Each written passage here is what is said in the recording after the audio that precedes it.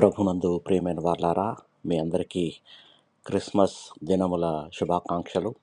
ఈరోజు దేవుడు మనకు బయలుపరుస్తున్న గొప్ప దీవెన యెషయా గ్రంథం 9వ అధ్యాయం 6వ వచనములో వ్రాయబడి ఉన్నది.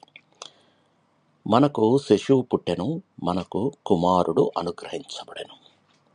ఈ వాక్యం దేవుని ప్రేమను మనకు స్పష్టంగా బయలుపరుస్తుంది. మన కోసం, మన రక్షణ కోసం దేవుడు తన కుమారుని మనకు ఈ లోకంలోనికి పంపాడు.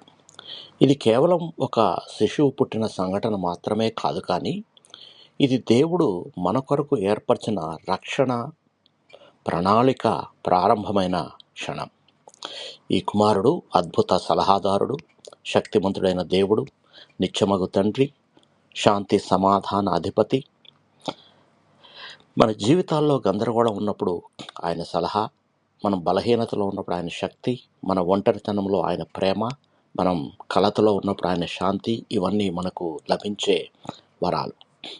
ఈ వాక్యం మనకి ఏం గుర్తు చేస్తుందంటే, యేసు మీద మనం విశ్వాసం ఉంచినప్పుడు మన జీవితానికి ఒక అర్థం, దారి, శాంతి, సమాధానం లభిస్తాయి.